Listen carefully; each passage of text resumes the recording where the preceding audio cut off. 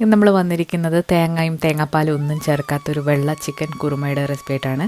ആദ്യം തന്നെ പ്രഷർ കുക്കറിലേക്ക് 2 സവാള, ഒരു ചെറിയ കഷ്ണം പട്ട, 2 ഏലക്ക, പിന്നെ ഒരു ബേ ലീഫ്, ഒരു പിടി കാഷ്യൂ നട്ട്സ് എടുത്തിട്ടുണ്ട്. ഇതിലേക്ക് ഒരു 1/4 കപ്പ് വെള്ളം കൂടെ ഒഴിച്ചിട്ട് അടച്ചു വെച്ച് 2 വിസിൽ വേവിച്ചെടുക്കുക. തണുത്തതിന് ശേഷം മിക്സിയുടെ ജാറിലിട്ട് നന്നായിട്ട് അരച്ച് വെക്കുക. വെളിച്ചെണ്ണ ചൂടായി വരുമ്പോൾ 2 സവാള, ഇഞ്ചി വെളുത്തുള്ളി ചതച്ചത്, പച്ചമുളക്, ഉപ്പ് ഇത്രയും കൂടെ ചേർത്തിട്ട് നന്നായിട്ട് വഴറ്റിയെടുക്കുക. കറിവേപ്പിലയും കൂടെ ചേർക്കുന്നുണ്ട്. ഒരു തക്കാളി അരിഞ്ഞതും കൂടെ ചേർത്തിട്ട് നന്നായിട്ടൊന്ന് വഴറ്റുക. അടച്ചു വെച്ച് വേവിക്കാം.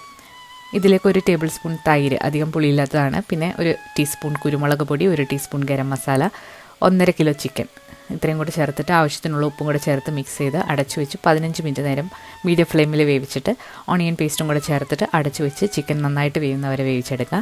അവസാനം ഇതിലേക്ക് ഗരം മസാല, കുരുമുളക് ഒക്കെ അഡ്ജസ്റ്റ് ചെയ്യാൻ കറിവേപ്പിലയും കൂടെ ഇട്ട് കൊടുക്കുന്നുണ്ട്. 1 ടീസ്പൂൺ നെയ്യും കൂടെ ഒഴിച്ചു കൊടുത്താൽ നല്ല ടേസ്റ്റി ആയിട്ടുള്ള ചിക്കൻ കുറുമ റെഡി.